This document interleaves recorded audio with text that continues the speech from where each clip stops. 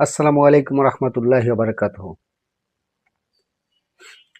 অবশেষে শরীফ ওসমান হাদির মৃত্যুর তথাকথিত চার্জশিট পুলিশ দিয়েছে।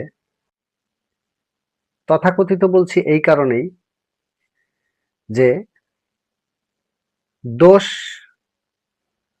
মানে আসামিকে বাঁচিয়ে নেওয়ার জন্য সবচেয়ে সস্তা সবচেয়ে সহজ উপায়টা অবলম্বন করা হয়েছে। সম্পূর্ণ দোষ আওয়ামী লীগের উপরে চাপিয়ে দেওয়া হয়েছে। কারণ তারা এখন দেশে নেই, বেশিরভাগ লোক দেশে নেই।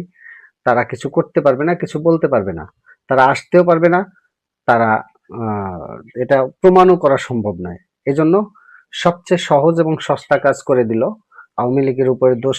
আর ২ নাম্বার মেসেজটা হচ্ছে ওসমান হাদিকে কেন হত্যা করা হয়েছে। এখানে চার্জশিটে বলা হয়েছে ওসমান হাদি সবচেয়ে বেশি আওয়ামী বিরোধী কথা বলতো, এজন্য ওসমান হাদিকে হত্যা করা হয়েছে। তার মানে এখানে এই মেসেজটা সবচেয়ে গভীর। তার মানে কেউ আওয়ামী বিরোধী কথা বলতে পারবে না, বললে তার অবস্থা এমনই হবে। আমার মনে হয় ঘটনাটা চার্জশিটটা ঠিক এমনই হয়েছে। এখানে পেছনের আসামি কারা ছিল, কারা অর্থ দিয়েছে, কারা হুকুমের আসামি, এমন কারো নাম নিয়ে আসে নাই সামনে।